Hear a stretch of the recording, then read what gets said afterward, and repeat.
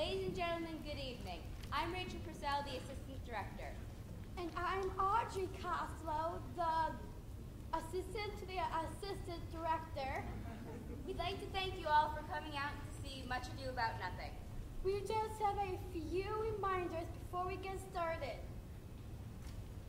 All phones need to be turned off, not just on silent. The phones mess with the microphones, so if you want to hear the show, we ask you please turn them off. And all cameras are prohibited during tonight's performance. There will be one 15-minute intermission tonight. At that time, you may buy treats and drinks from our fabulous concession stands. And the flowers and phonograms are also available right out those doors, as well as the tickets for our 50/50 raffle and the MLS Theatre Company t-shirts. All right. The staff members here tonight are Mary Jane Laushin at Steele, Cheryl Costello at Steele, and Jill Harmage, who is retired. And also, we would like to thank the following for their discounts and donations to feed us this week. Marcus Pizza in Amherst, Jimmy John's in Avon, Giant Eagle in Amherst, Chipotle in Amherst, and Subway on West Erie Avenue in Lorraine. All right. We have a great show for you tonight, and we hope you enjoy the show. Thank you.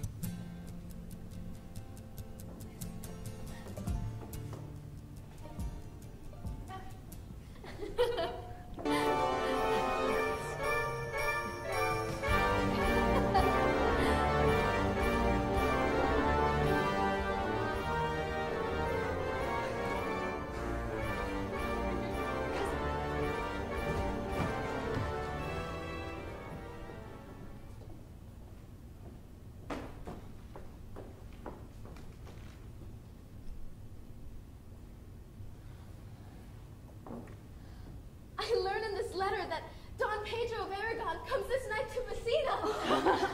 He's very nearby this. He wasn't 3 leagues off when I left him. How many gentlemen have you lost in this action? A few of any sort, and none of name. I find here that Don Pedro hath bestowed much honor on a young Florentine named Claudio. He hath borne himself beyond the promise of his age, doing the figure of a lamb to the feats of a lion. I pray you, is Signor Montanto returned from these wars or no? I know none of that name, lady. My cousin means Signor Benedick of Padua. Oh, he's returned, and as pleasant as ever he was. How many hath he killed and eaten in these wars? Oh, but how many hath he killed? For indeed, I promised to eat all of his killing. He hath done good service, lady, and a good soldier too. And a good soldier too, a lady. But what is he to a lord? A lord to a lord, a man to a man, stoked with all honorable virtues. It is so indeed. He is no less than a stuffed man. But for the stuffing, well, we are all mortal. You must, sir, not mistake my niece. There is a kind of merry war betwixt Signor Benedick and her. They never meet, but there's a skirmish of wit between them. Who is his companion now? He hath every month a new sworn brother. He is most in the company of the right noble Claudio. Oh, Lord! He will hang upon him like a disease. He is sooner caught than the pestilence, and the taker runs presently mad. Oh, God help the noble Claudio. If he hath caught the Benedick, it will cost him £1,000 ere a be cured. I will hold friend with you, lady. Do, good friend. You will never run mad, niece. No, Not till hot January. Don Pedro's approach. Formation!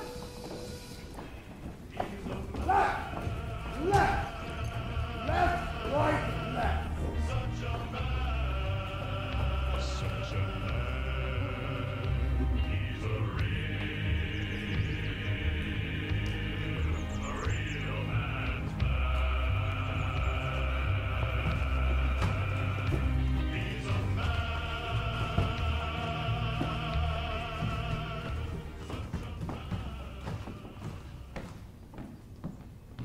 Hut!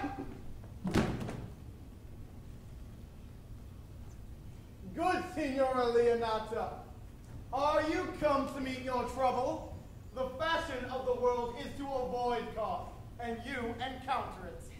Never came trouble to my house in the likeness of your grace. Oh! You embrace your charge too willingly. I think this is your daughter? I many times told my husband so. God bless his soul. Was he in doubt, lady, that he asked you? Signor Benedick, no. But then you were a child. If Signora Leonata be her mother, she would not have her head on her shoulders for all Messina, as like her as she is. I wonder that you will still be talking, Signor Benedick. Nobody marks you. What, my dear Lady Disdain? Are you yet living? Oh, is it possible Disdain should die when it hath such meat food to feed it as Signor Benedick? Courtesy itself must convert to disdain when you come in her presence. Then is courtesy a turncoat? For it is certain I am loved of all ladies, only you excepted. And I would I could find in my heart that I had not a hard heart. For truly I love none. A dear happiness to women. They would else have been troubled with a pernicious suitor. I thank God in my cold blood that I am of your humor for that. I had rather hear a dog bark at a crow than a man swear he loves me. God keep your ladyship still in that mind, that some gentleman or other shall scape a predestinate scratched face. A scratching could not make it worse, and 'twere such a face as yours were. You are a rare parrot teacher. A bird of my tongue is better than a beast of yours. I would my horse at the speed of your tongue. But keep your way. In God's name, I have done. You always end with a jade's trick. I know you of old. Signor Claudio and Signor Benedick, my good friend Leonata hath invited you all. I tell her we shall stay here at least a month. Yes! Let me bid you welcome. Being reconciled with the prince, your brother, I owe you all duty. I thank you. I'm not of many words, but I thank you. Please, at your grace, lead on. Your hand, Leonata. We will go in together.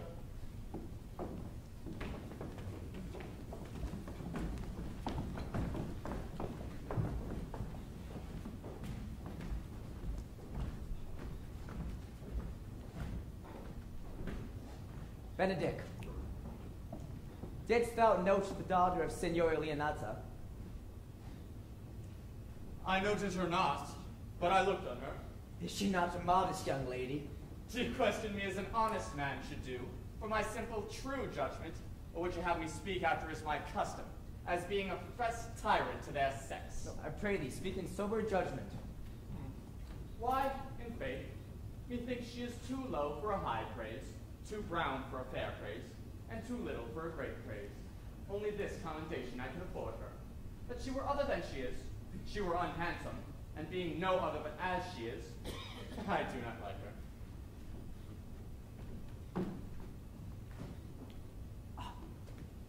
Thou thinkest I am in sport. I pray thee, tell me truly how thou likest her. Would you buy her that you inquire after her? Can the world buy such a jewel? Yea, and a case to put it into. But speak you this with a sad brow? Mine eye, she's the sweetest lady that ever I looked on. I can see yet without spectacles, and I see no such matter. There's her cousin, and were she not possessed with a fury, exceeds her as much in beauty as the 1st of May doth the last of December.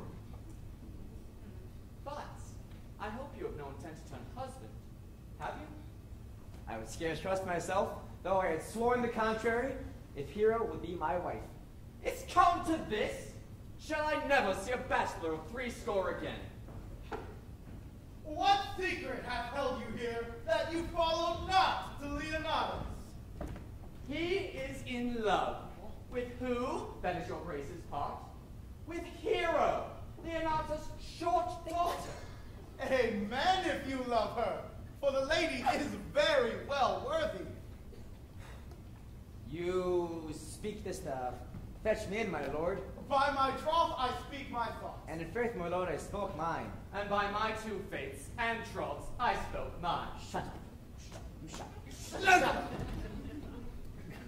That I love her. I feel. That she is worthy, I know. That I neither feel how she should be loved, nor know how she should be worthy, is the opinion that fire cannot melt out of me.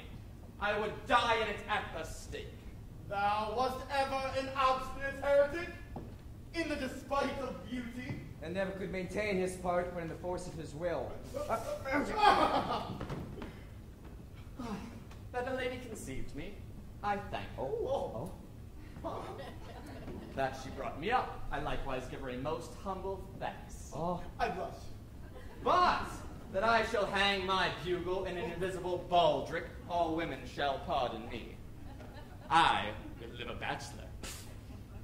I shall see thee ere I die, look pale with love. With anger, with sickness, or with hunger, my lord, not love. Well, as time shall try, in time the savage bull doth bear the yoke. The savage bull may bear it, but if ever the sensible Benedick bear it, pluck off the bull's horns and set them in my forehead, and let me be vilely painted in such great letters as should read, "Here is good horse for hire," and let them signify under my sign, "Here you may see Benedick, the married man." Benedick, repair you to Leonidas. Tell her I will not fail her at supper, for indeed she hath made great preparation. I have almost enough embassage in me for such a matter, and so I commit you. From the tuition of God, from my house. If I had it. The 6th of July, your loving friend, Benedick. Oh, nay, mock not, mock not. Oh. Examine your conscience, and so I commit you.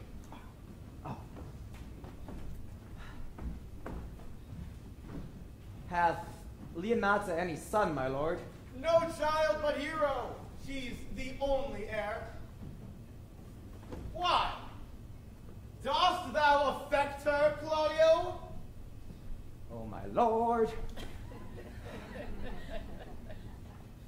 When you went forward on this ended action, I looked upon her with a soldier's eye that liked, but had a rougher task at hand than to drive liking to the name of love.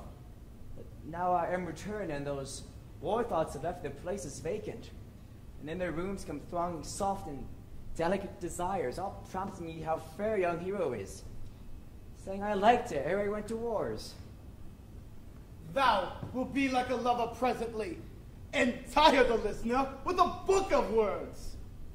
If thou dost love, fair Hero, then cherish it. I will break with her, and with her mother, and thou shalt have her. I know we shall have reveling tonight. I will assume thy part in some disguise, and tell fair Hero, I am Claudio. And in her bosom, I'll unclasp my heart and hold her with the strong force and encounter of my amorous tale.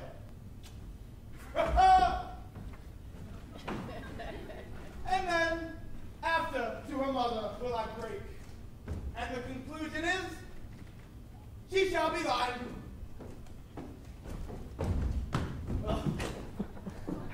Oh. In practice, let us put it presently.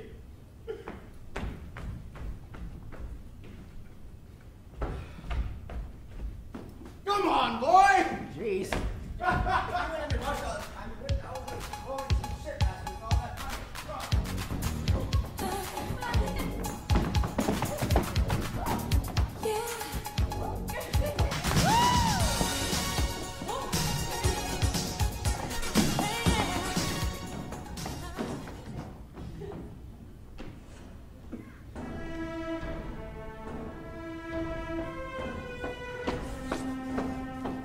the good year, my lady. Why are you thus out of measure sad? There is no measuring the occasion that breeds. Therefore sadness is without limit. You should hear reason. And when I have heard it, what blessing brings it? I cannot hide what I am. I must be sad when I have cause and smile at no man's jests. Eat when I have stomach and wait on no man's leisure. Sleep when I am drowsy and tend on no man's business. Laugh when I am merry and claw no man in his humor. Yea, but you must not make the full show of this till you may do it without controlment. You have of late stood out against your brother, and he hath taken you newly into his grace. Where it is possible, you should take true root, but by the fair weather that you make yourself. I had rather be a canker in a hedge than a rose in his grace. In this, though I cannot be said to be a flattering, honest woman, it must not be denied, but I'm a plain dealing villain. For if I had my mouth, I would bite, and if I had my liberty, I would do my liking. In the meantime, let me be that I am, and seek not to alter me. What news brought you? I can give you intelligence of an attended marriage. Will it serve any model to build mischief on? Mary, it is your brother's right hand. Who? The most exquisite? Claudio? Even he. I heard it agreed upon that Don Pedro should woo Hero, and in this, give her to Count Claudio. Come, come, let us thither. This may prove food to my displeasure. That young startup hath all the glory of my empire, of the overthrow. If I cross him anyway, I bless myself every way. You two are both sure and will assist me? To the death, my lady. Shall we go prove what's to be done? We'll wait upon your ladyship.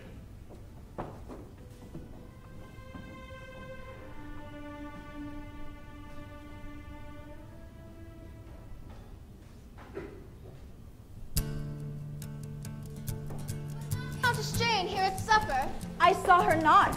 How tartly that lady looks. I never see her, but I am heartburned an hour after. She is of a very melancholy disposition. It were an excellent person that were made just in the midway between Signor Benedick and herself. The one is too like an image, saying nothing, and the other too like my lady's eldest son, evermore tattling. Then have Signor Benedick's tongue in Countess Jane's mouth, and have Countess Jane's melancholy in Signor Benedick's face. With a good leg and a good foot, Aunt, and money enough in his purse. Such a man could win any woman in the world, if he could get her goodwill. By my troth, niece, thou wilt never get thee a husband if thou be so shrewd with thy tongue. Oh, Lord, I could not endure a husband with a beard on his face. I had rather lie in the woolen. You may light on a husband that hath no beard. And do what with him? Dress him up in my apparel and call him my gentle waiting woman? I mean, he that hath a beard is more than a youth, and he that hath no beard is less than a man, and he that is more than a youth is not for me, and he that is less than a man, well, I am not for him. Well then, go you into hell? No, but to the gate. And there will the devil meet me like an old cuckold with horns on his head and say, "Get ye to heaven, Beatrice, get ye to heaven. Here's no place for you maids." And away to St. Peter's. And in the heavens they will show me where the bachelors sit. And there we shall live as merry as the day is long. Well, niece, I hope you will be ruled by your mother. Yes, it is my cousin's duty to make curtsy and say, "Mother, as it please you." And yet, for all that, let him be a handsome fellow, or else make another curtsy and say, "Mother, as it please me."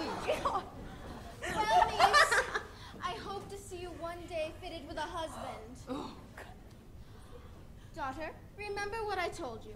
If the prince do solicit you in that kind, you know your answer. not until God make men of some other metal than earth. Cousin, you apprehend passing shrewdly. I have a good eye, Aunt. I can see a church by daylight. The revelers are entering, sister.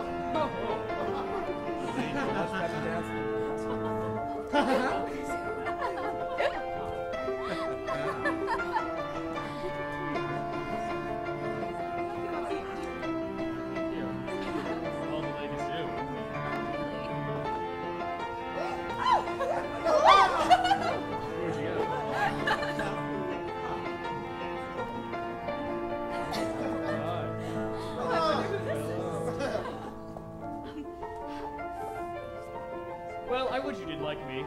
So would not I, for your own sake, for I have many ill qualities. Why, which is one? I say my prayers aloud. I love you the better. The hearers may cry, Amen.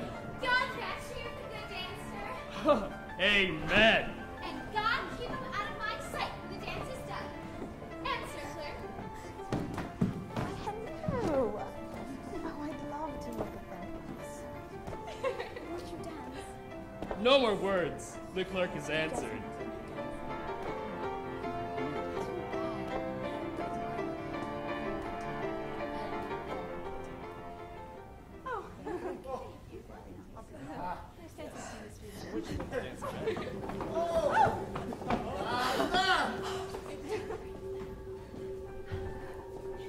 I know you well enough. You are Signora Antonia. At a word, I am not.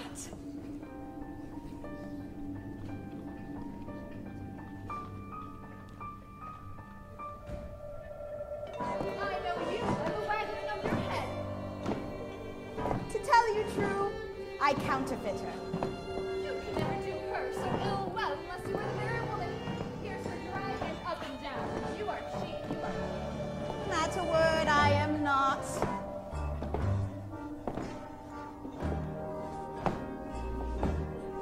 Come, come. Do you think I not know you by your excellent wit? Can virtue hide itself?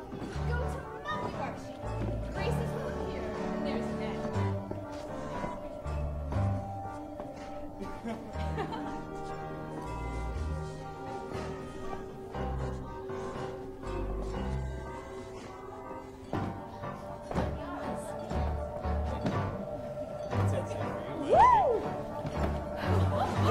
Will you not tell me who you are? No, you shall pardon me. Nor will you tell me who told you so? Not now. That I was disdainful, and that I had my wit out of the 100 merry tales. Why, 'twas Signor Benedick that said so. What's he? Why, I'm sure you know him well enough. Not I, believe me. Has he never made you laugh? No. I pray you, what's he? He is the prince's jester, a very dull fool. His only gift is in devising impossible slanders. None but libertines delight in him, for he both pleases men and angers them. Then they laugh at him, and they beat him. I'm sure he is in the truth. I would he had boarded me. When I know the gentleman, I'll tell him what you say. Do.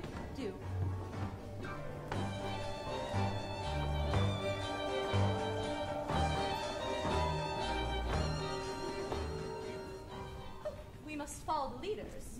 In every good thing. What is that all about? Oh,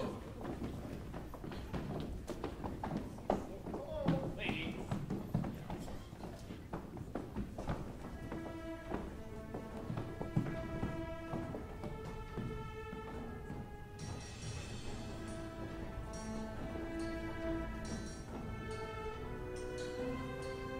Are not you Signor Benedick? You know me well, I am he. Signor, you are very near my brother in his love. He is enamored on Hero. I pray you, dissuade him from her, for she is no equal for his birth.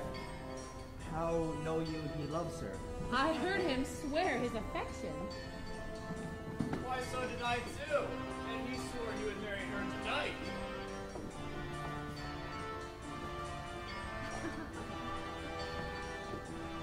Get you away from that fool. Come, let us go to the banquet.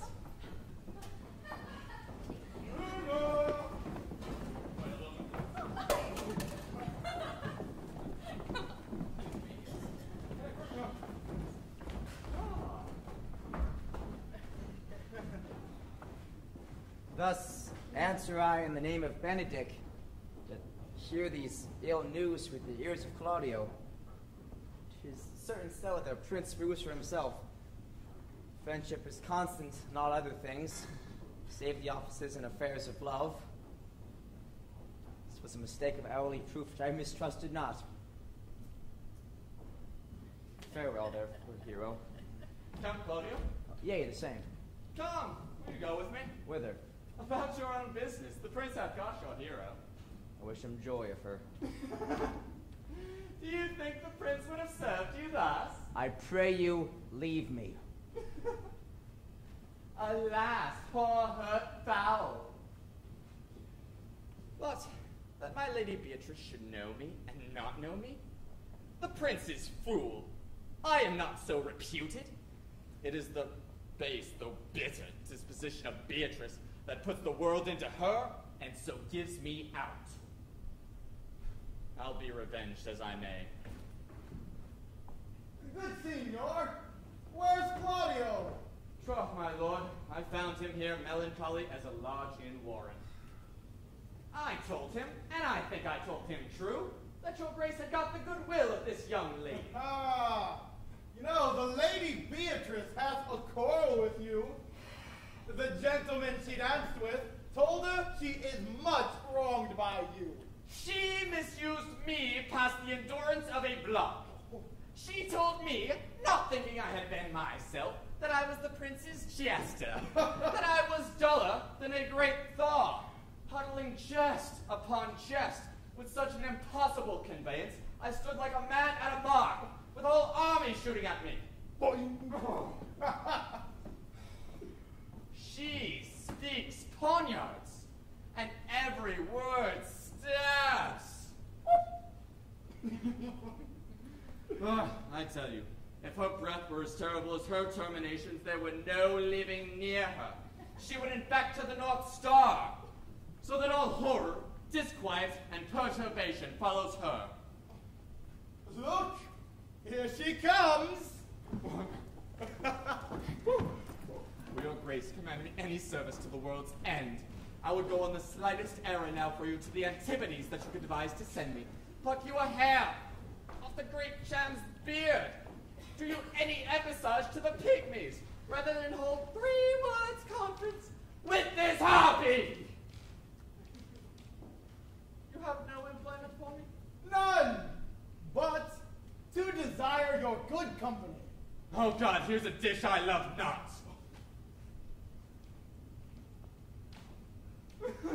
Oh, I cannot endure my lady tongue. oh. Come, lady, come.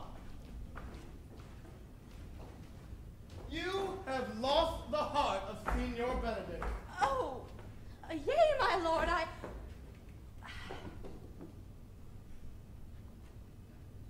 He lent it to me a while, and I gave him use for it. A double heart for his single one. Marry, once before, he won it with me in a game of false dice. And therefore your grace may well say I have lost it. You have let him down, lady. You have let him down. Yea, my lord, I would so he should not do me, lest I should prove the mother of fools. Oh, but I have brought Count Claudio, whom you sent me to see. How now, Count? Wherefore are you sad? Not Sad, my lord. How then? Sick? Neither, my lord. Oh, the Count is neither sad, nor sick, nor merry, nor well, but civil, Count. Civil is in orange, and something of that jealous complexion. In faith, I think your blazon to be true. Though I'll be sworn, if he be so, his conceit is false. Here, Claudio, I have wooed in thy name, and fair hero is one. I have broke with her mother, and her good will obtained. Name the day of marriage, and God give thee joy. Count, take of me my daughter and my fortunes. His grace hath made the match, and all grace say amen to it. Speak, Count, it's your cue. Silence is the perfectest herald of joy. I were but little happy if I could say how much. Lady, as you are mine, I am yours. Oh, speak, cousin. Or, if you cannot, stop his mouth with a kiss, and let him not speak neither. In faith, lady, you have a merry heart. Yea, my lord, and I thank it, poor fool, for it keeps on the windy side of care. Oh, my cousin tells him in his ear that he is in her heart. And so she doth, cousin. Good Lord, for alliance! So goes everyone to the world but I. And I am sunburnt. I shall sit in a corner and cry, hey-ho, for a husband. Lady Beatrice, I will get you one. I'd rather have one of your father's getting. Has your grace ne'er a brother like yourself? Your father got excellent husbands. If a maid could come by them. Will you have me, lady? Oh, no, my lord. Not unless I could have another for working days. Your grace is too costly to wear every day. Oh, but your grace must pardon me. I was born to speak all mirth and no matter. Your silence most offends me. And to be married best becomes you. For, out of question, you were born in a merry hour. No, my lord. Sure, my mother cried. But then a star danced. And under that was I born. Cousins, God give you joy. By my troth, a pleasant spirited lady. There is little of the melancholy element in her, my lord. She is never sad but when she sleeps, and not ever sad then. I have heard my daughter say that she hath often dreamed of unhappiness, and waked herself with laughing. She cannot stand to hear tell of a husband. By no means. She mocks all her wooers out of suit. She were an excellent wife for Benedick. Oh, Lord, my lord, if they were but a week married, they'd talk themselves mad. Oh. County Claudio, when mean you go to church? Tomorrow, my lord. Not till Monday, my dear son. Which hence is a just 7 night, but a time too brief, too, to have all things answer my mind. I warn thee, Claudio, the time shall not go dully by us. I will, in the interim, take on one of Hercules' labors, which is to bring Signor Benedick and the Lady Beatrice into a mountain of affection. The one with the other. I would fain have a match, and I doubt not but to fashion it. You three will but minister such assistance as I shall give you direction. My lord, I am for you, though it cost me 10 nights' watchings. And I, my lord. And you too, gentle hero. I will do any modest office, my lord, to help my cousin to a good husband.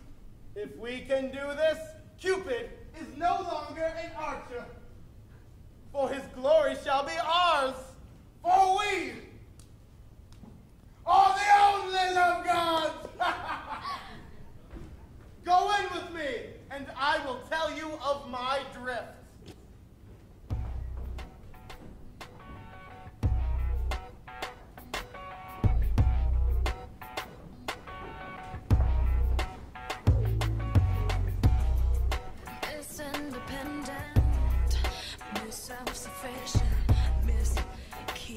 distance. Miss unafraid, miss out my way.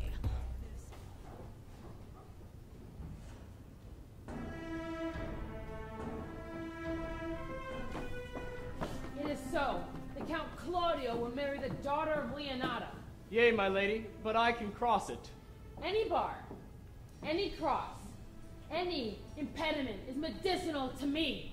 Oh, I am sick with this pleasure to him. And whatsoever comes athwart his affection ranges evenly with mine. How canst thou cross this marriage? Not honestly, my lady, but so covertly that no dishonesty shall appear in me. Show me briefly how. I think I told your ladyship a year since how much I am in the favor of Margaret. I mean the leading gentlewoman to Hero. I remember. I can, at any unseasonable instant of the night, appoint her to look out our mistress' chamber window. What life is in that to be the death of this marriage? Ah, the poison of that lies in you to temper. Draw Don Pedro and the Count Claudio low. Tell them that you know that Hero loves me, that you have discovered this. They will scarcely believe this without trial. Offer them to see me at her chamber window. Hear me call Margaret Hero. Bring them to see this the very night before the intended wedding, and I will so fashion the matter that Hero shall be absent. Grow this to an adverse issue it can, and I will put it into practice. Be cunning in the working of this, and thy fee is 1,000 ducats. Be you constant in this accusation, and my cunning shall not shame me.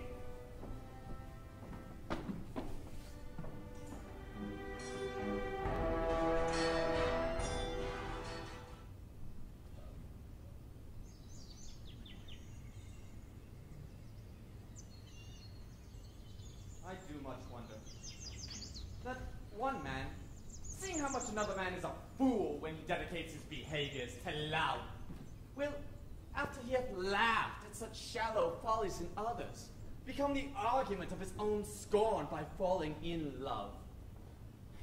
And such a man is Claudio. I have known when there was no music with him but the drum and the fife. And now would he rather hear the tabor and the pipe. I've known when he would walk 10 miles afoot to see a good armor. And now will he lie 10 nights awake carving the fashion of a new doublet. He was wont to speak plain and to the point, like an honest man and a soldier. Now he has turned orthography. His words are a very fantastical banquet. Just so many strange dishes. May I be so converted as to see with these eyes? I cannot tell. I think not. I will not be sworn, but love may transform me to an oyster. But I'll take my oath on it. Till he hath made an oyster of me, he shall never make me such a fool. One woman is fair, yet I am well. Another wise, yet I am well. Another virtuous, yet I am well. But till all graces be in one woman shall not come in my grace.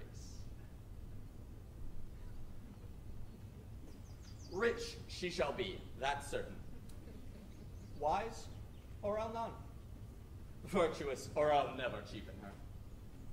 Fair, or I'll never look on her.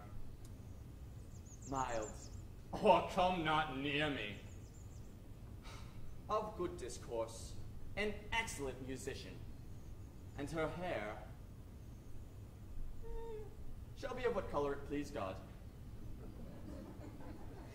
Ah, the prince in sure love. I will hide me.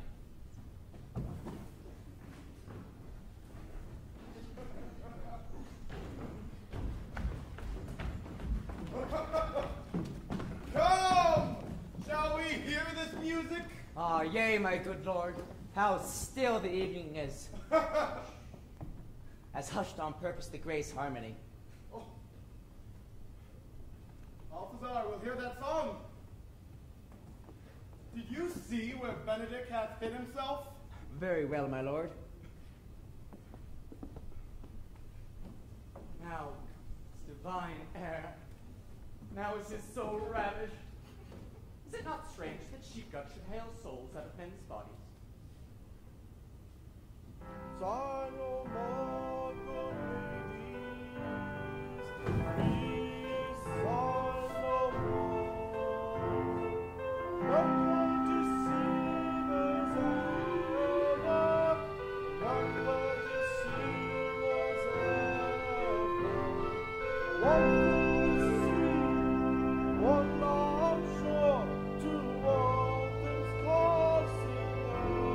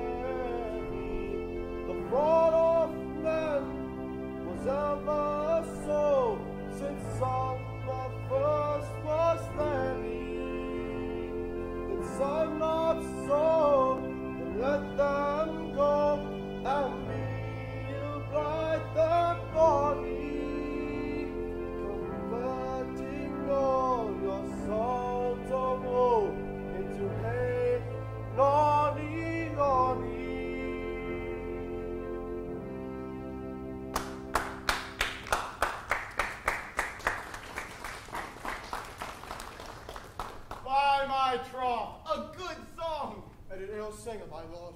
Ha! No, no! Faith, thou singest well enough for a shift. And if he were a dog that would have howled thus, they'd have hanged him. Do so. Farewell. Come hither, Leonata. What was it you told me of today? That your niece, Beatrice, was in love with Signor Benedick?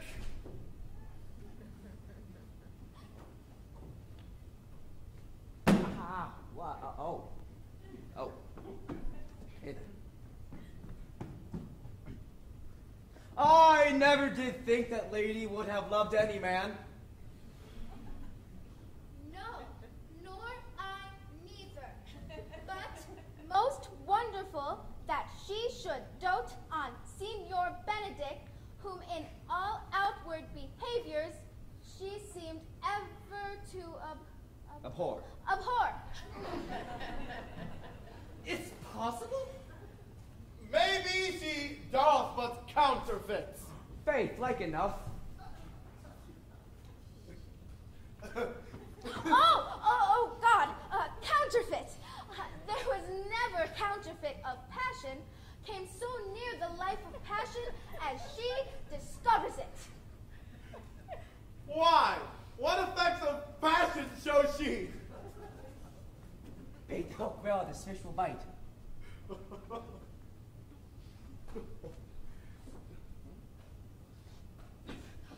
What effects, my lord? You heard my daughter tell you how. She did indeed. How? I pray you? You amaze me! I should think there's a goal, but that the white-headed speaks it. Here, take the affection, hold it up. Hath she made her affection known to Benedick? No, and she swears she never will. That's her torment. 'Tis true indeed, so your daughter says. And she'll be up 20 times a night, sat in her smock, till she read a sheet of paper. And then, down upon her knees she falls, weeps, sobs, tears her hair, beats her heart, prays, curses, oh sweet Benedick. God, give me patience. Oh, Lord. She doth indeed. My daughter says so. And my daughter sometime afeared that she'll do a desperate outrage to herself. 'Tis very true. It were good Benedick knew of it. he'd make but a sport of it and torment the poor lady worse. Tell Benedick of it and see what he will say. He only thinks surely she will die, for she will die if he love her not, and she will die if he make her love known, and she will die. Oh God. Oh God. Oh God. If he woo her. If she makes tender of her love, 'tis very possible he'll scorn it. For the man, as we all know, hath a contemptible spirit. I love Benedick well. I just wish he would modestly examine himself to see how unworthy he is so good a lady.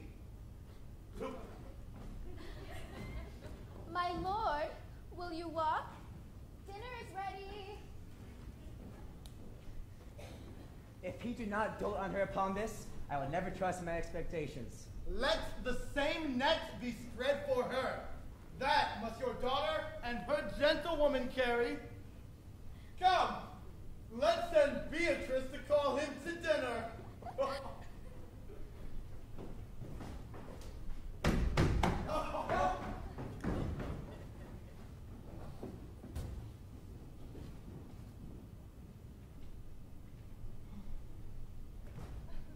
This can be no trick.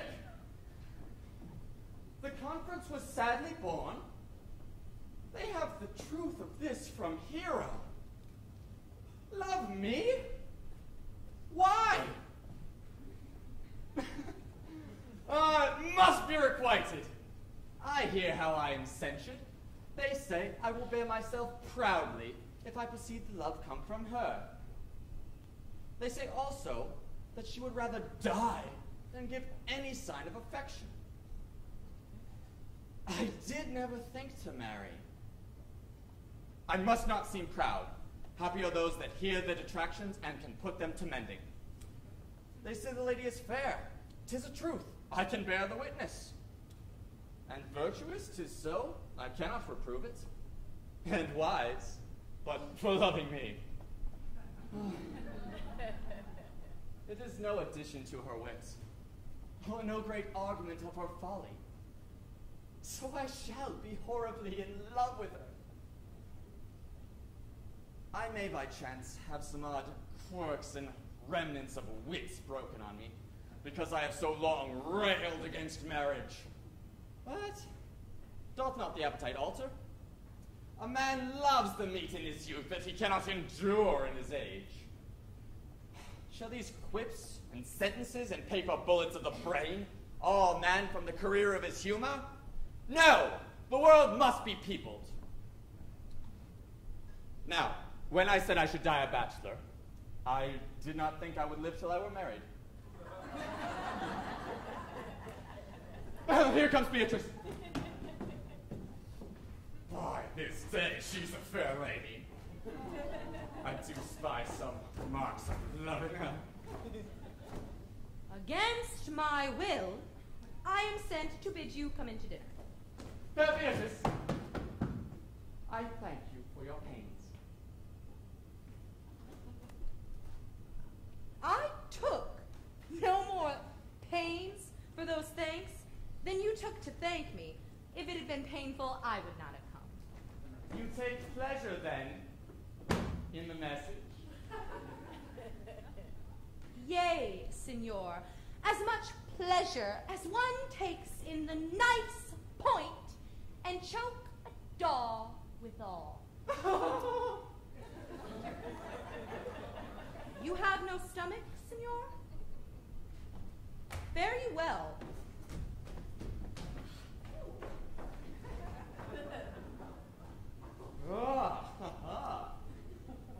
Against my will, I am sent to bid you come in to dinner. Oh, there's a double meaning in that.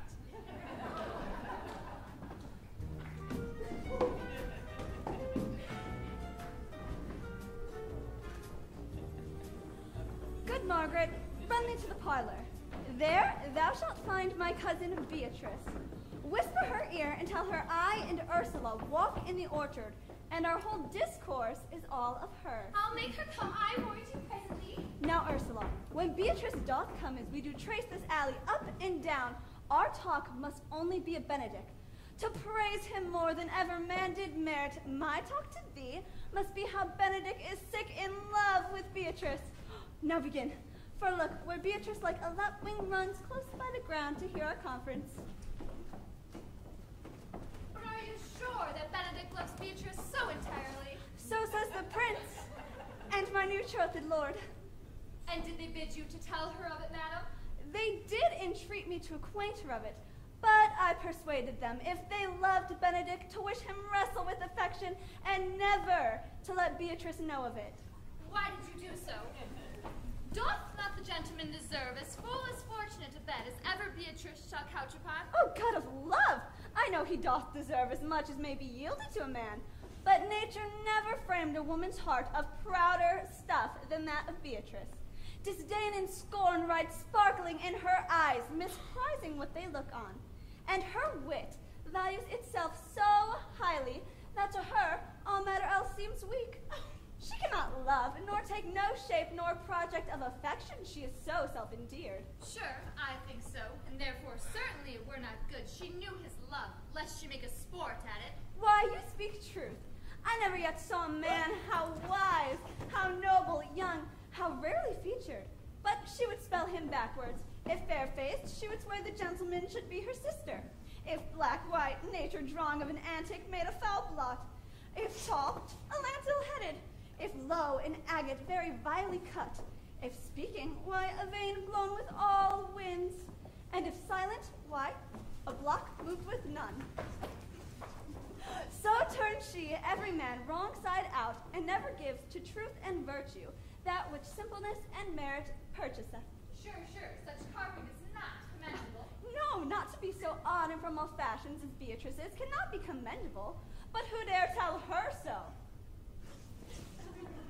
If I should speak, she would mock me into air. Oh, she would laugh me out of myself, press me to death with wit. Therefore, let Benedick, like covered fire, consume away in sighs, waste inwardly. It were better death than die with mocks, which is as bad as die with tickling. Yet tell her of it, hear what she will say. No, rather I will go to Benedick and counsel him to fight against his passion. Oh, do not do your cousin such a wrong. She cannot be so much without your judgment, having so swift and excellent a wit as she is prized to have, as to refuse so rare a gentleman as Signor Benedick. He is the only man of Italy, always excepted my dear Claudio. I pray you, be not angry with me, madam, speaking my fancy. Signor Benedick, for shape, for bearing, argument, and ballad, goes foremost to report through Italy. Indeed, he hath an excellent good name. His excellence did earn it, ere he had it. When are you married, madam? Why, every day tomorrow. Come, go in. I will show thee some attire, and have thy counsel which is best to furnish me in tomorrow. She's limed, I warrant you. We've caught her, madam. If it proves so, then loving goes by haps. Some Cupid kills with arrows, some with traps.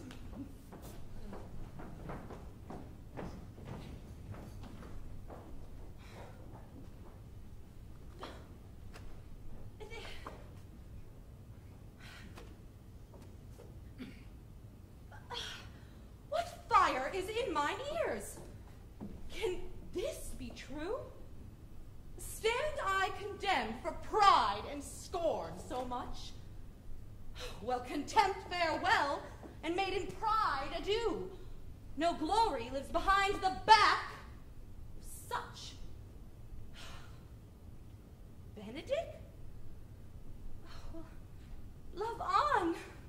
I will requite thee, taming my wild heart to thy loving hand.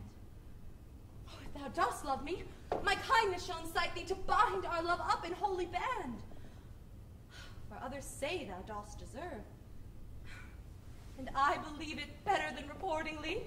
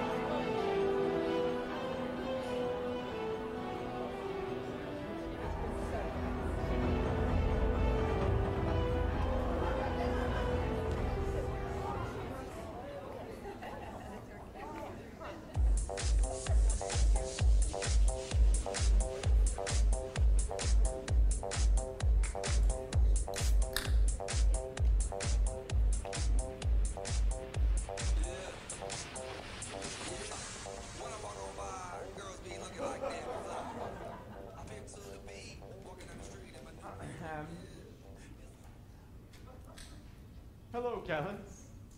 I am not as I have been. So say I. Methinks you are sadder. I hope he be in love. Oh, wait. He is in love. His jesting spirit is now crept into a lute string and is governed by stops. Indeed, that tells a heavy tale for him. Conclude. He is in love. Nay, but I know who loves him. Nay, that I would know too. I warrant one that knows him not. Yes, and his ill conditions, and in despite of all dies him. She shall be buried with her face upwards. Lady, will you walk aside with me? I have studied 8 or 9 wise words to speak to you, which these hobby horses must not hear. Ow. Your words cut like swords, Benedick. Well, they will if you could hit something with swords.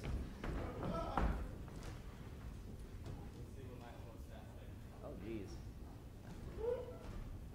For my life, to break with her about Beatrice. You're certain so? Hero and Ursula have by this played their parts with Beatrice. My lord and brother. Oh. God save you. Good e'en, sister. If your leisure served, I would speak with you, In private? if it pleases you. Yet Count Claudio may hear, for what I speak of concerns him. What's the matter? Means your lordship to be married tomorrow. You know he does. I know not that, when he knows what I know. If there be any impediment, I pray you discover it. You may think I love you not. Let that appear hereafter and aim at me the better that I now will manifest.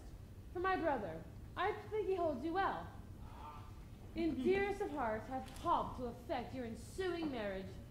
Surely suit ill spent and labor ill bestowed. Why? What is the matter? I came hither to tell you, and circumstances shortened, for she has been much too long a talking of. The lady is disloyal. Who? Hero? Even she. Leonardo's hero, your hero, every man's hero. Disloyal? Ugh, the word is too good to paint out her wickedness. I could say she were worse. Think of a worse title. I will fit it to her. Wonder not till further warrant. Go with me tonight, and you shall see her chamber window entered, even the night before her wedding day. If you love her then, tomorrow wed her. But I think it would suit your honor the better to change your mind. May this be so? I will not think it. If you dare not trust that you see, confess that you not know. But if you follow me, I will show you enough. And when you've seen more and heard more, proceed accordingly. If I see any reason why I should not marry her, tomorrow in the congregation there will I shame her. And as I would for thee to obtain her, I will join thee to disgrace her. I will disparage her no farther until you are my witnesses.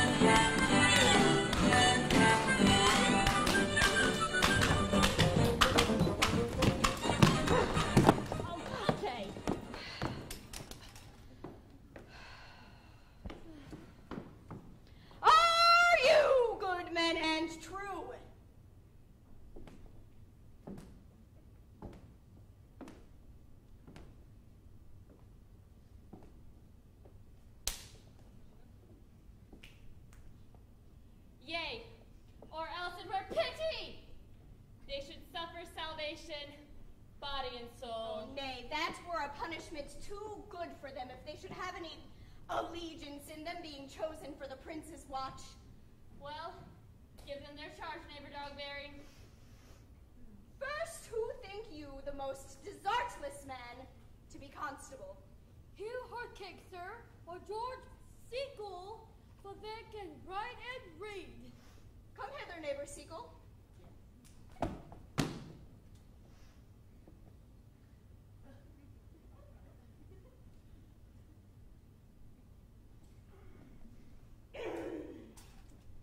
God hath blessed you with a good name. To be a well-favored man is the gift of fortune, but to write and read comes by nature. Both which, Master Con? You have! I knew it would be your answer. Well, for your favor, sir, why, give God thanks and make no boast of it. But as for your writing and reading, why, let that appear when there is no need for such vanity. You are thought to be the most senseless and fit man for the constable of the watch. Therefore, bear you the lantern. This is your charge.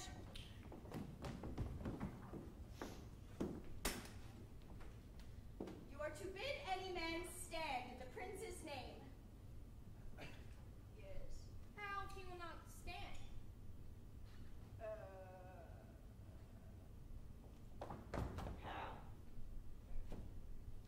Why then, take no note of him, but let him go. If he will not stand when he is bidden, he is none of the prince's subjects. True, and we are to meddle with none but the prince's subjects. You shall also make no noise in the streets. We will rather sleep than talk. Why, you speak like an ancient and most quiet of watchmen, for I cannot see how sleeping should offend. Only take care that your bills be not stolen. If you do meet a thief, you may suspect him by virtue of your office to be no true man. But for such kind of men, why, the less you meddle or make with them, the more is for your honesty. Yes. If we know him to be a thief, shall we not lay hands on him? The most peaceable way if you do take a thief is to let him show himself what he is and steal out of your company. You've always been called a merciful man, partner. Truly, I would not hang a dog by my will, much more a man who hath any honesty in him.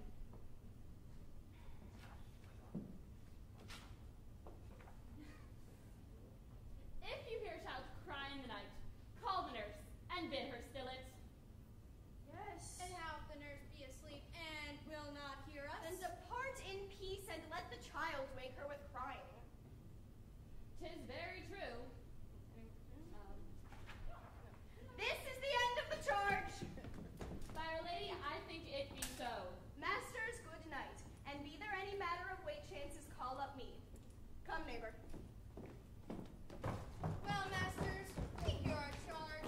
Let us go sit upon the church bench until 2, and then all to bed. One word more on us, neighbors. I pray you watch about Signor Leonata's door. For the wedding being there tomorrow, there is great coil there tonight. Adieu, and be vigilant, I beseech you. Come, neighbor.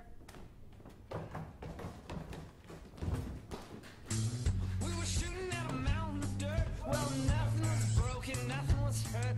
But I probably really should have been at work. But in my free time, darling, would you promise me this? That you would Bury me with it. Bury me with it. What Conrad? Peace, stir not. Conrad, I say. Here, man, I'm at thy elbow. Mass in my elbow itched. There I thought a scab would follow. I will owe thee an answer for that. And now forward with thy tale. Stand thee close and under this penthouse. For it drizzles rain, and I, with like a true drunkard, offer all to thee. Some treason, master, yet stand close. Therefore, know that I have earned of Donna Jane 1,000 ducats. Is it possible that any villainy should be so dear? Thou shouldst rather ask if it were possible that any villainy should be so rich.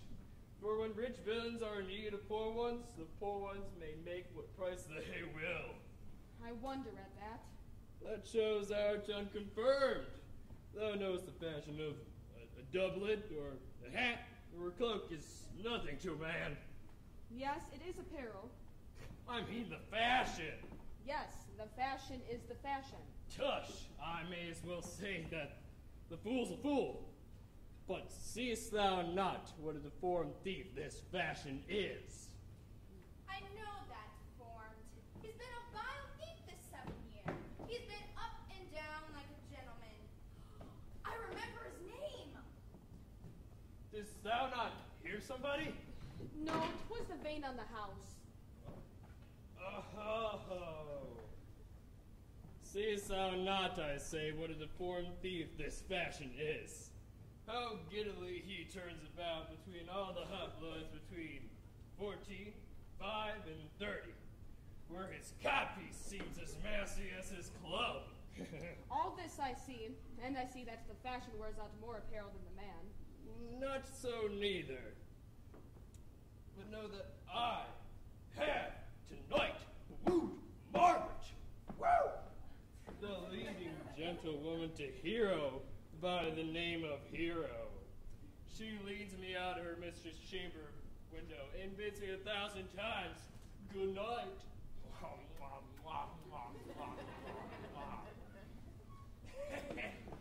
I tell this tale vilely.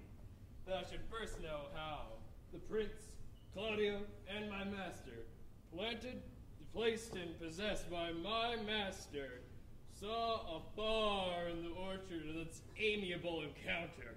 And thought they Margaret was Hero? Well, 2 of them did, the prince and Claudio, but the devil, my master, knew she was Margaret, partly by her oath, which did first possess them, partly by the dark night, which did deceive them, but chiefly by my villainy. That did confirm the slander. Away went Claudio enraged and swore that he would meet her as he was appointed next morning in the temple, and there, before the whole congregation, shame her with what he saw the other night, and send her home again without a husband. We charge you all the princess's name. What? Stand! Call out the right master constable. We have here recovered the most dangerous piece of lechery that was ever known in the Commonwealth. And one deformed is one of them. I know him. He raised a lock. Masters! You'll be made. Bring deformed forth. I warrant you. Masters! Never speak. We charge you. Let us obey you to go with us. We are likely to prove a goodly commodity being taken up of these men's bills. A commodity in question, I warrant you. Come, we'll obey you.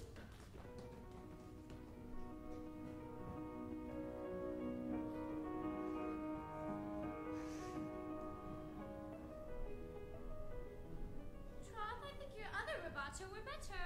No, pray thee, good Meg, I'll wear this.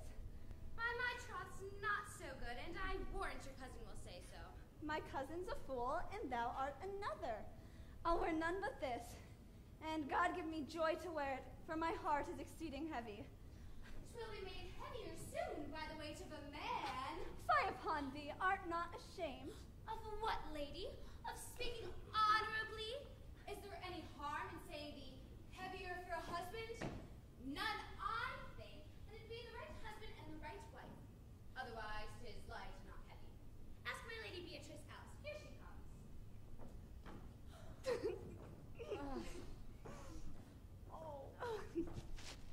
Oh, by my troth, cousin, I am sick. Yet use some of this distilled Cardus Benedictus and lay it to your heart. It is the only thing for such a qualm. There, thou prickest her with a thistle. A Benedictus? What mean you in this Benedictus? Have you some moral in this Benedictus? Moral? No. By my troth, I have no moral meaning. I only meant a plain holy thistle. You may think perchance that I think you are love. That you are in love, or that you will be in love, or that you can be in love.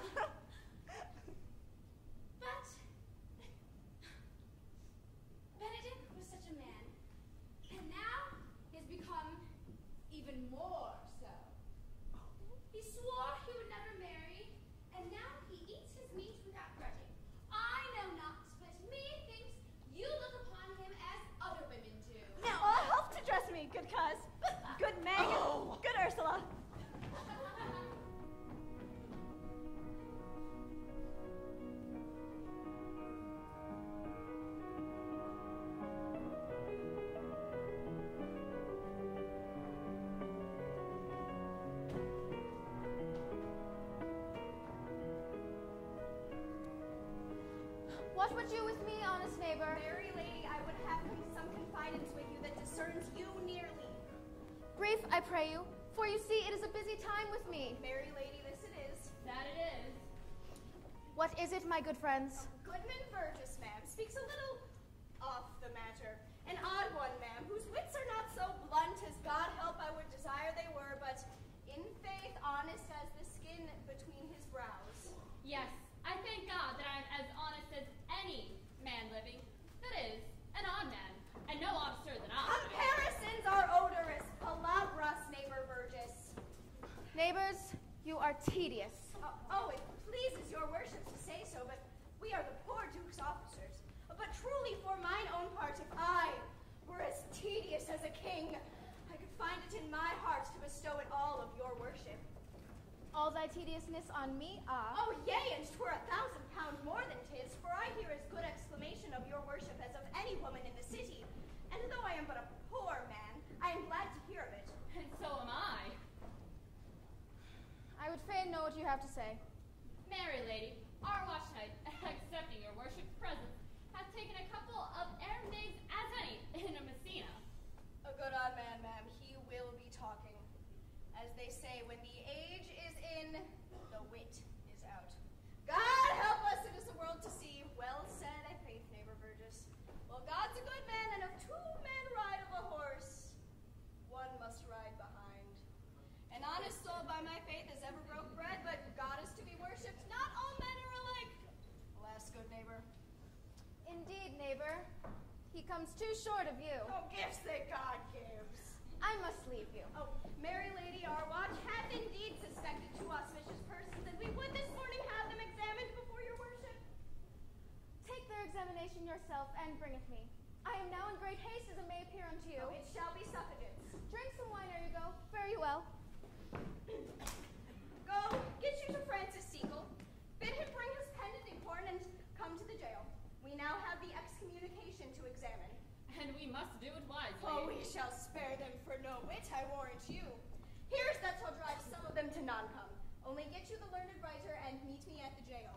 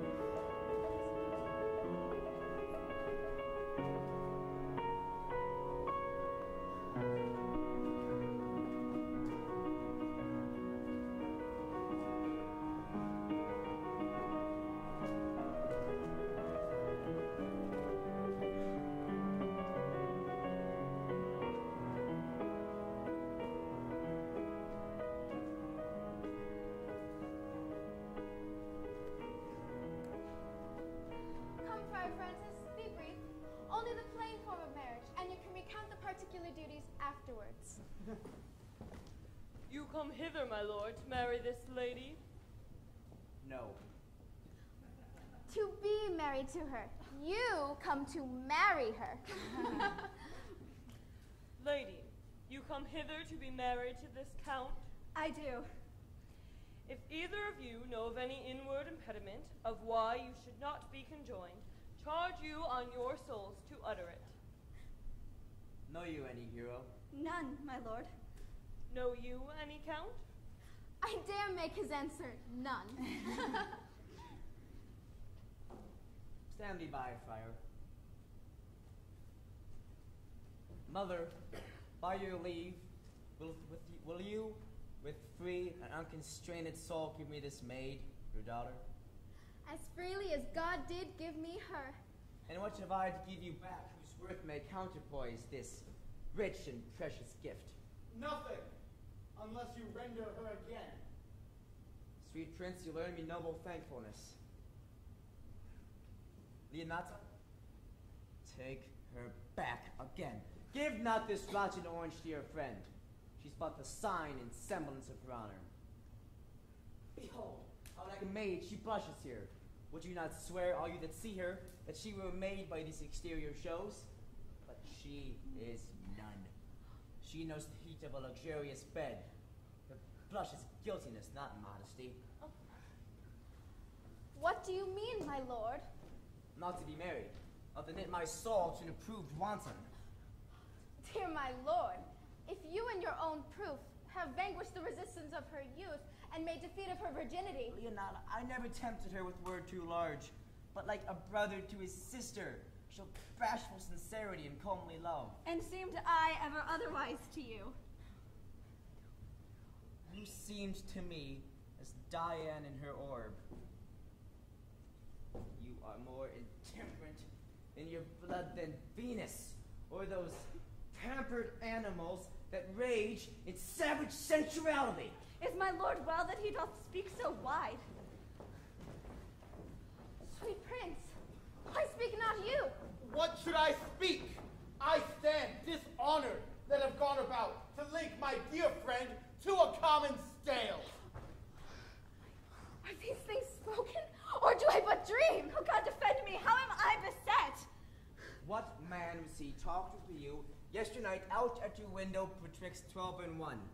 Now, if you are a maid, answer you this. I talked with no man at that hour, my lord. Why, then are you no maiden?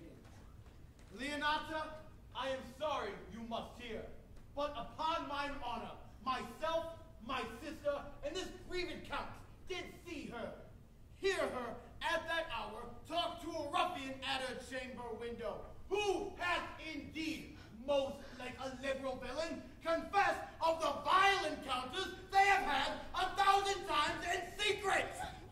Hath no man's dagger here a point for me? Oh, Hero! Cousin, wherefore sink you down? Come, let us go. These things Hero? thus come to light smother her spirits up.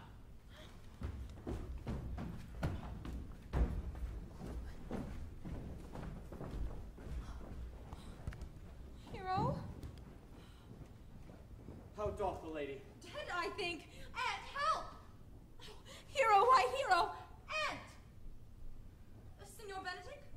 Friar? Do not live, hero. Do not ope thine eyes. Grieved I had but one. Why had I one? Oh, why wast thou ever lovely in mine eyes? Oh, she has fallen in a pit of ink. Oh. Lady, be patient. Oh, for my part, I am so tired and wonder I know not what to think. Oh, on my soul, my cousin is belied. Lady, were you her bedfellow this last night? No, truly not. Although until last night I have this 12-month been her bedfellow. Confirmed. Would the prince lie and Claudio lie? Hence from her. Let her die. Hear me a little. If this sweet lady lie not guiltless under some biting error, lady, what man is he you are accused of? They know that do accuse me. I know none. There is some strange misprison with the prince and his sister. 2 of them have the very bent of honor. And if their wisdoms be misled in this practice, it lives in Jane the bastard. If they wrong her honor, the proudest of them shall well hear of it. Pause a while, and let my counsel sway you in this case. Your daughter here the prince left for dead. Let her a while be secretly kept in, and publish it, that she is dead indeed. What shall become of this? Change slander to remorse. She dying, as it must so be maintained, upon the instant that she was accused, shall be lamented, pitied, and excused of every hearer. So let it fare with Claudio, when he shall hear that she died upon his word, the very idea of her life shall sweetly creep into his study of imagination, and every lovely organ of her life shall come apparelled in more precious habit than when she lived indeed. So shall he mourn and wish he had not so accused her. Signora Leonata, let the friar advise you in this. Being that I flow with grief, the smallest of twine may lead me in. 'Tis well consented. Presently away. Come, lady, die to live. This wedding day is but prolonged. Have patience. and endure.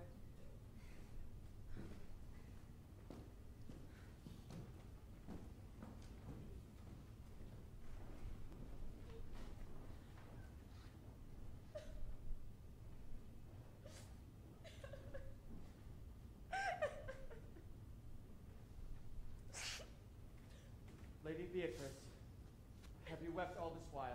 Yea, Signor, I will weep a while longer. I will not desire that. You have no reason. I do it freely. Surely I believe your fair cousin is wronged. Oh, what the man would deserve of me that would right her. Is there any way to show such friendship? A very even way, but no such friend. May a man do it? This is a man's office, not yours. I do love nothing in the world so well as you. Is not that strange? It is as strange as the thing I know not. It were as possible for me to say that I love nothing so well as you. But do not believe me, and yet I lie not. I confess nothing, nor I deny nothing. I am sorry for my cousin. Beatrice, I swear by thy sword, thou lovest me. Do not swear and eat it. I will swear by it that you love me, and I will make him eat it that says I love you not. Why, then God forgive me. What offense, sweet Beatrice? You have stayed me in a happy hour. I was about to protest that I loved you. Then do so with all thy heart. I love you with so much of my heart that none is left to protest.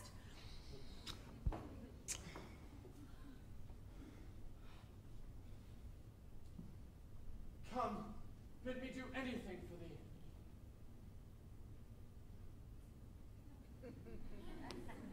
Kill Claudio. Not for the wide world. You kill me to deny it. Farewell. Tarry, sweet Beatrice. I am here, though I am gone. There is no love in you. I pray you let me go. Beatrice. Faith, I will go. We'll be friends first. Do you dare easier be my friend than fight with mine enemy? Is Claudio thine enemy? Is he not approved in the height of villain that hath slandered, scorned, dishonored my kinswoman? What? Bear her in hand until they go to take hands, and then, with public accusation, uncovered slander, unmitigated rancor. God, that I were a man. I would eat his heart in the marketplace. Hear me, Beatrice. Talk with a man out a window, a proper saying. Nay, but Beatrice. Hero. Oh, she is slandered, she is wronged, she is undone. He is now as valiant as Hercules, that only tells a lie and swears by it. I cannot be a man for wishing, so I shall die a woman by grieving. By this hand, I love thee. Use it for my love some other way than swearing by it. Think you in your soul Claudio hath wronged Hero? Yea, as sure as I have a thought or a soul. Enough! I am engaged. I will challenge him. Go comfort your cousin. I must say, she is dead. And so, I farewell you. Oh!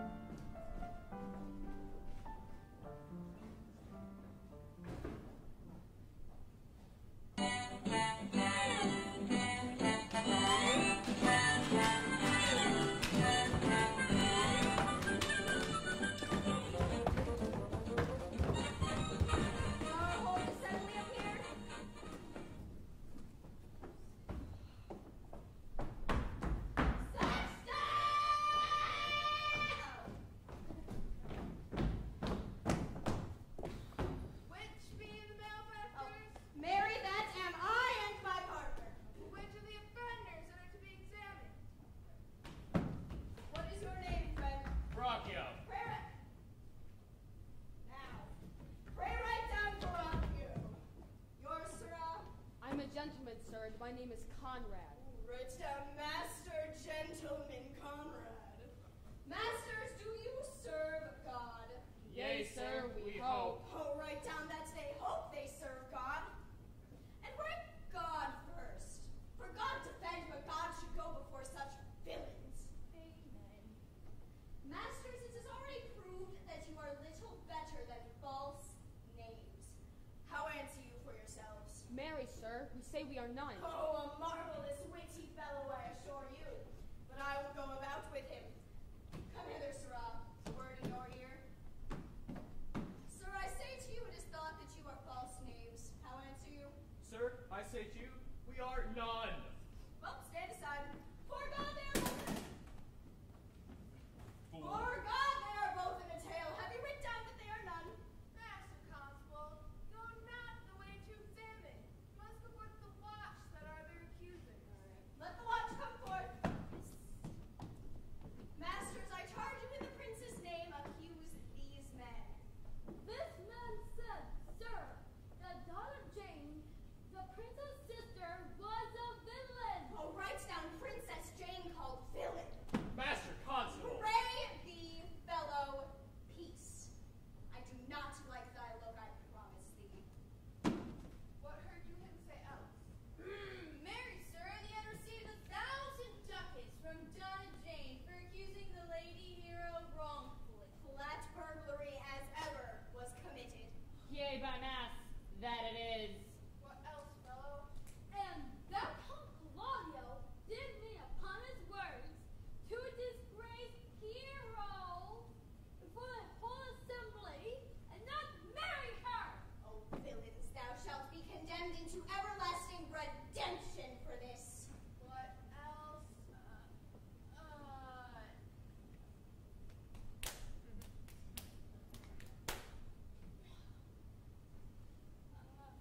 This is all? Princess Jane was this morning secretly stolen away. Hero was in this manner accused, in this very manner abused, and upon the grief of this, suddenly died. Master Constable, let these men be bound and brought to the anonymous. Come, let them be opinioned. Let them be in the hands. Off, coxcomb! God's my life! Where's the sexton? Let him write down Prince's officer called Coxcomb. Thou naughty varlet! Away! You are an ass! You are an ass!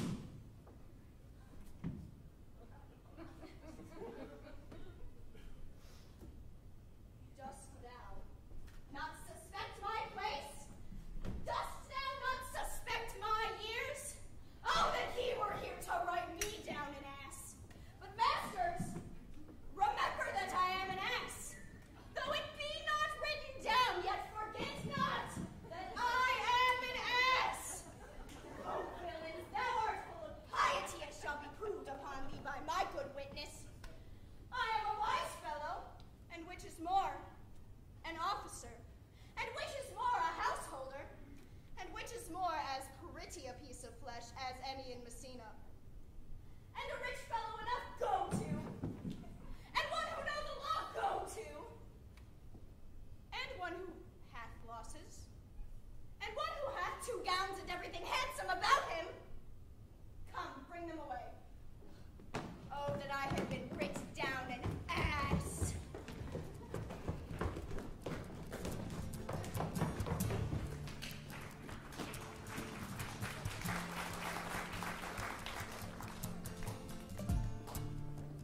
If you go on thus, you will kill yourself. Bring me a mother that so loved her child, whose joy of her is overwhelmed like mine, and bid her speak of patience. But there is no such woman, for sister, men can counsel and speak comfort to that grief which they themselves not feel. But tasting it, their counsel turns to passion. I pray thee, peace, I will be flesh and blood, for there was never yet philosopher that can endure the toothache patiently. Yet bend not all the harm upon yourself. Make those that do offend you suffer too. There thou speakest reason. Nay, I will do so. My soul doth tell me that Hero is belied, and that shall Claudio know, so shall the prince and all they that thus dishonor her. Here come the prince and Claudio hastily.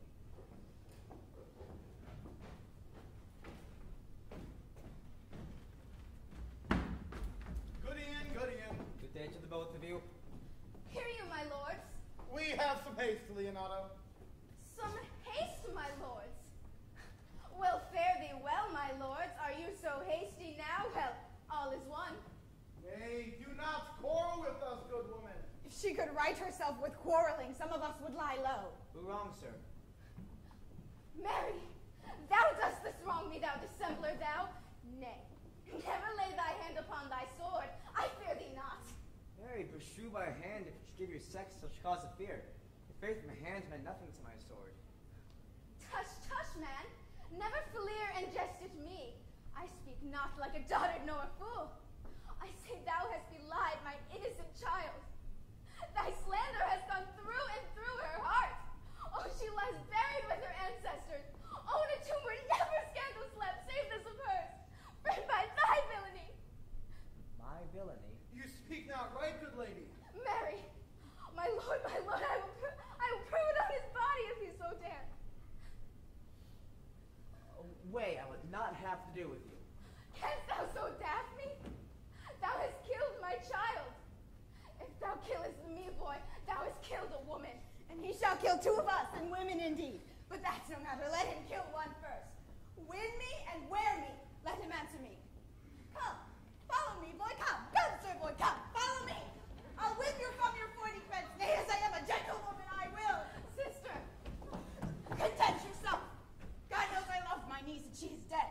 Slandered to death by villains. Oh, boys, apes, braggarts, jacks, milksops. Sister, scrambling, outfacing, fashion-monging boys that lie and cog and flout, deprave and slander. Sister, come, do not you meddle. Let me deal in this.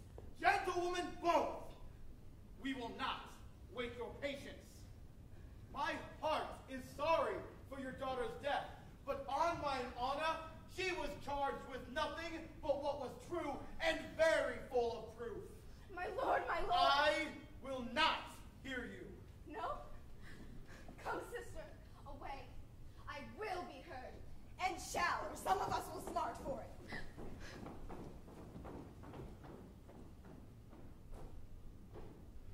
See, here comes the man we went to seek.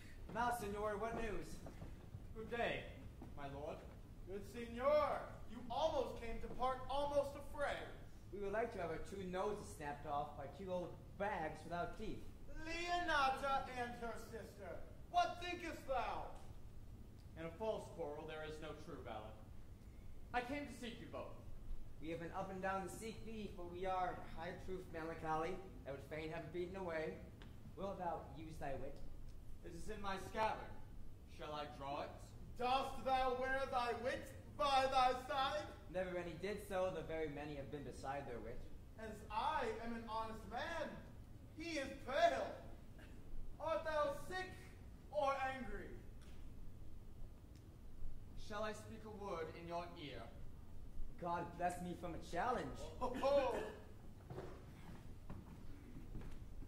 You are a villain.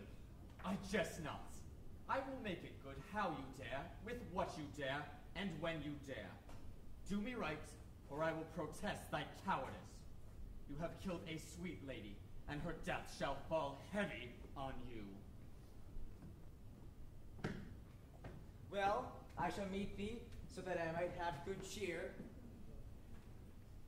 When shall we set the savage bull's horns on the sensible Benedick's head? Oh, yea, and text underneath, here draws Benedick, the married man! Fare you well, boy. You know my mind.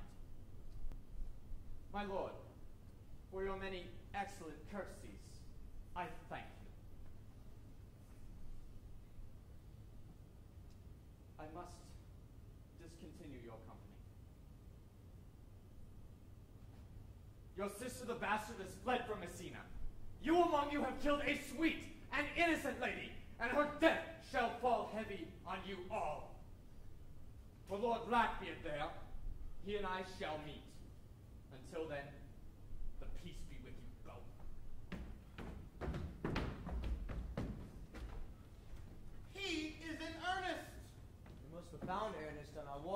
love of Beatrice. And hath challenged thee. Most sincerely. What a pretty thing a man is when he goes out in his doublet and hose and leaves off his wits. Did he not say my sister was fled? Come you, sir. If justice cannot tame you, she shall there weigh more reasons in her balance. Nay, and you be a cursing hypocrite once, you must be looked to. 2 of my sister's men bound. Brachio 1. Officers, what offense have these men done? Marry, sir, they have committed false report. Moreover, they have spoken untruths. Secondarily, they are slanders. 6, then, lastly, they have belied a lady, and to conclude, they are lying knaves. Who have you offended, masters, that you are thus bound to your answer? This learned constable is too cunning to be understood. Who have you offended? Sweet prince, I've deceived even your very eyes. What your wisdoms could not discover, these shallow fools have brought to light, who in the night overheard me confessing to this man, how Donna Jane, your sister, incensed me to slander the Lady Hero, how you were brought into the orchard and saw me court Margaret in Hero's garments, how you disgraced her when you should marry her. The lady is dead upon mine and my master's false accusation. Runs not this speech like iron through your blood? I have drank poison whilst he's uttered it. But did my sister set thee on this? Yea, and paid me richly for the practice of it. Sweet hero. Come, bring away the plaintiffs. By now our sexton hath informed Signor Leonata of the matter. And masters! Do not forget to specify when time and place shall serve that I am an ass. Here, here comes Mistress Signora Leonata. Which of the villain? Let me see his eyes. If you know you're wronger, look on me. Art thou the slave that with thy breath has killed mine innocent child? Yea, even I alone. No, not so, villain. Thou beliest thyself. Here stand a pair. A third has fled. That had a hand in this. I thank you for my daughter's death. Recorded with your high and worthy deeds. 'Twas bravely done if you bethinks you of it. I know not how to pray your patience, yet I must speak. Choose you revenge yourself. Impose me to what penance your invention could lay upon my sin. Yet sinned I not, but in mistaking. By my soul, nor I. I cannot bid you bid my daughter live, for that were impossible. But I pray you both, possess the people of Messina here how innocent she died. And if your love can labor aught in sad invention, hang an epitaph upon her tomb, and sing to her bones. Sing it tonight. Tomorrow come you to my house, and since you could not be my son-in-law, be yet my nephew. My sister hath a daughter, almost copy of my child that is dead. She alone is the heir to both of us. Give her what you should have given her cousin, and so dies my revenge. Noble lady, the kindest offering tears from me. I do embrace your offer. Do henceforth dispose for poor Claudio.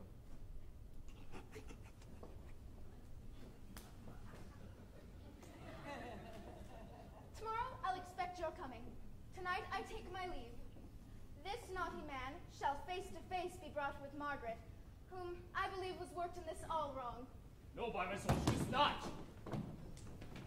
Nor knew what she did when she spoke to me, but always hath been just and virtuous. In anything I do, know by her. Moreover, madam, this plaintiff there, the offender, did call me ass. I beseech you let it be remembered in his punishment. I thank thee for thy cares and honest pains. Your worship speaks like a most thankful and reverend lass, and I praise God for you. There's for thy pains.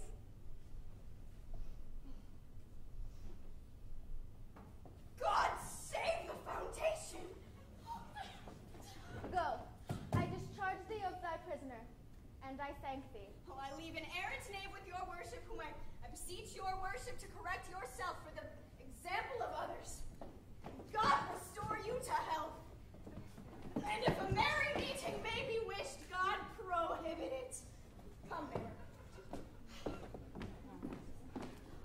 My lords, until tomorrow, farewell. Farewell, my lords. We look for you tomorrow. We will not fail.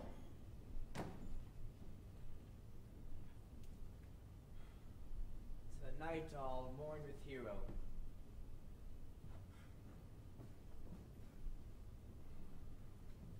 Bring these fellows on. We'll talk with Margaret how her acquaintance grew with such a lewd fellow.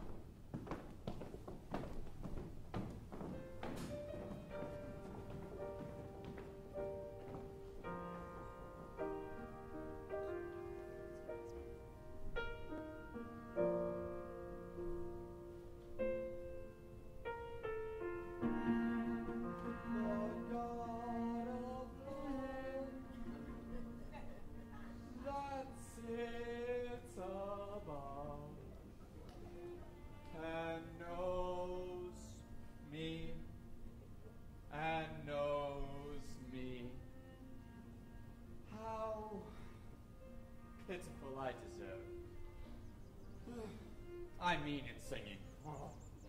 But in loving, Leander the swimmer, Troilus, the first of the pandas, and a whole bookful of quondam carpetmongers, whose names yet run smoothly in the even road of a blank verse. Why, they were never so truly turned over and over as my poor self in love. Mary, I cannot show it in rhyme. I have tried. I can think of no rhyme for lady but baby, an innocent rhyme. For scorn, horn, a hard rhyme. For school, fool, a babbling rhyme. All very ominous endings. No, I was not born under a rhyming planet. Nor I cannot woo in festival terms. Sweet Beatrice! Wouldst thou come when I call thee? Yea, senor, and depart when you bid me. Oh, stay but till then. Then is spoken. Fare you well now. And yet, ere I go, let me go with what I came, which is knowing what hath passed between you and Claudio. Only foul words, and thereupon I will kiss thee. Foul words is but foul wind, and foul wind is but foul breath, and foul breath is noisome. Therefore, I will depart, oh, unkissed. Thou hast frighted the word out of his right sense, so forcible is thy wit. But I must tell thee plainly, Claudio undergoes my challenge, and either I must shortly hear from him, or I will condemn him a coward. And now tell me, for which of my bad parts didst thou first fall in love with? For all of them together, for they maintain so politic a state of evil, that they would not admit any good parts to intermingle with them. But for which of my good parts did you first suffer love for me? Suffer love, a good epithet. I do suffer, for I love thee against my will. In spite of your heart, I think.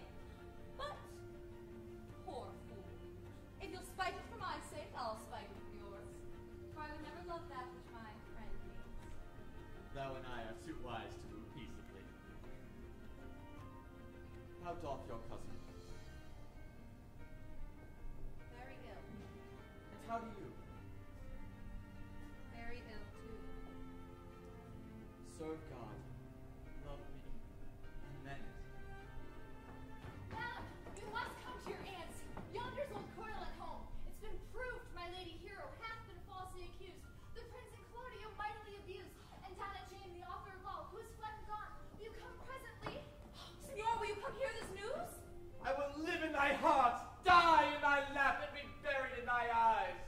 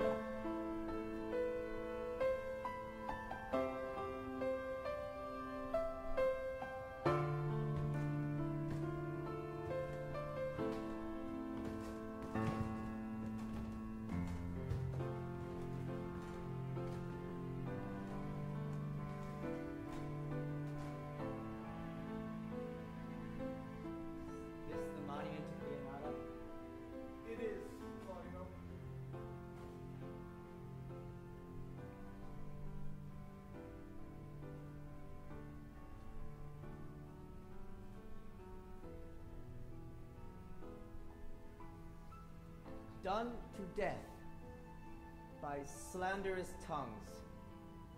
The hero that here lies. Death, and guardian of her wrongs, gives her fame which never dies. So, this life that died with shame lives in death, glorious fame. Hang you there upon the tomb, praising her when I am dumb. Now, music, sound, and sing your solemn hymn.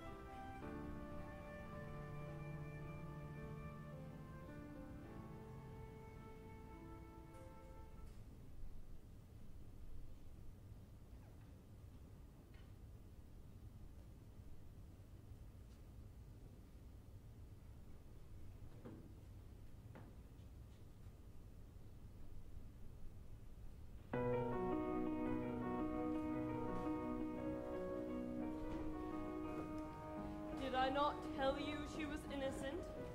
So are the prince and Claudio, who accused her upon the error that you heard debated. But Margaret had some fault in this. Although it was against her will, as it appears in all the question. Well, I'm glad that all things sort so well. Well, daughter, and you gentlewomen all, withdraw, and when I send for you, come hither masked.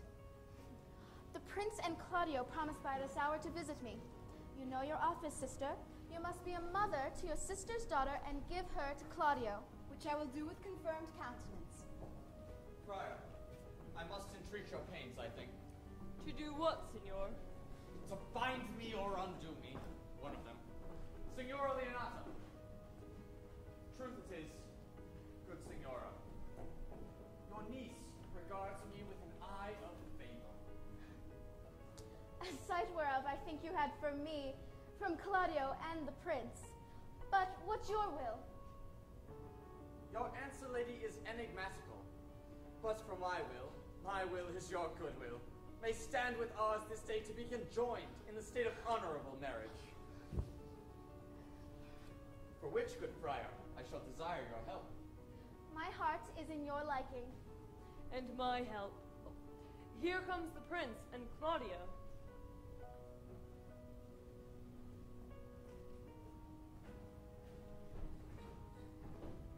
Good morrow to this fair assembly. Good morrow, Prince. Good morrow, Claudio. Are you yet determined today to marry my sister's daughter? I hold my mind. Come forth, sister!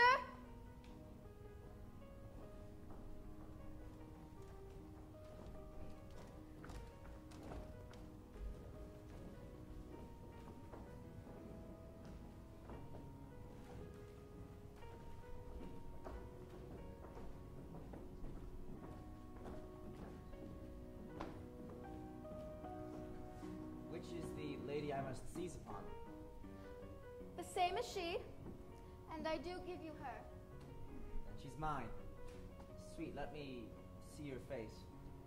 No, that you shall not, until you take her hand before this friar and swear to marry her. Take my hand before this holy friar. I am your husband, if you like of me. And when I lived, I was your other wife. And when you loved, you were my other husband.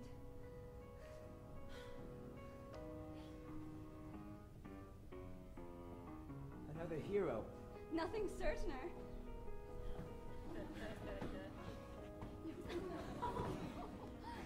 One hero died defiled, but I do live. And surely as I live, I am a maid.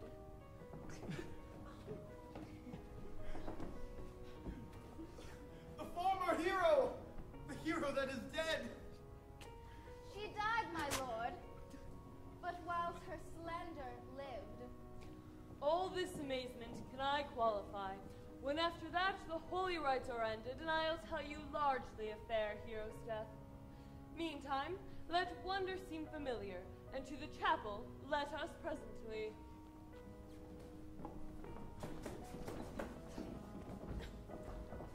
Soft and fair, friar. Which is Beatrice? I answer to that name. What is your will? Do not you love me? Why, no. No more than reason. Then your aunt and the prince and Claudio are deceived. They swore you did. Do not you love me? Truth, no. No more than reason. Why then my cousin Margaret and Ursula were deceived, for they did swear you did. They swore you were almost sick for me. They said you were well nigh dead for me. Tis no such matter. Then you do not love me. No, truly, but in friendly recompense. Come, cousin. I'm sure you love the gentleman. And I'll be sworn upon it that he loves her. But here's a paper, written in his hand, a haunting sonnet of his own pure brain, fashioned to Beatrice. And here's another, writ in my cousin's hand, stolen from her pocket, containing her affection unto Benedick.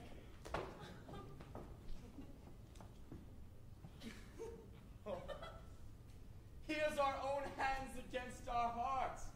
A true miracle. Come, I will have thee. But by this light I take thee for pity. I would not deny thee, but by this good day I do so under great persuasion, and partly to take your life, because I heard you were in a consumption. Come, I will stop your malady.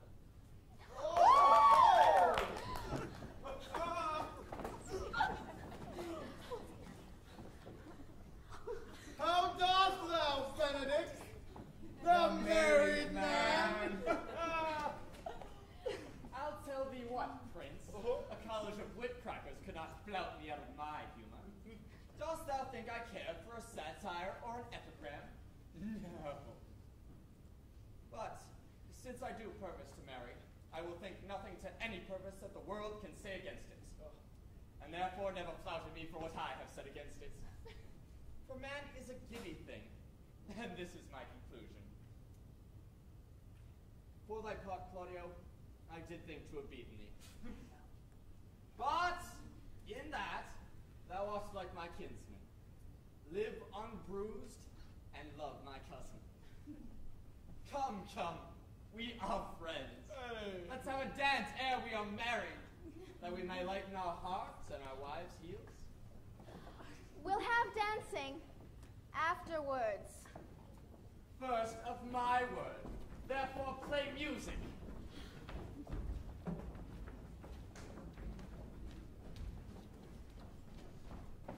Prince, thou art sad. Get thee a wife, get thee a wife.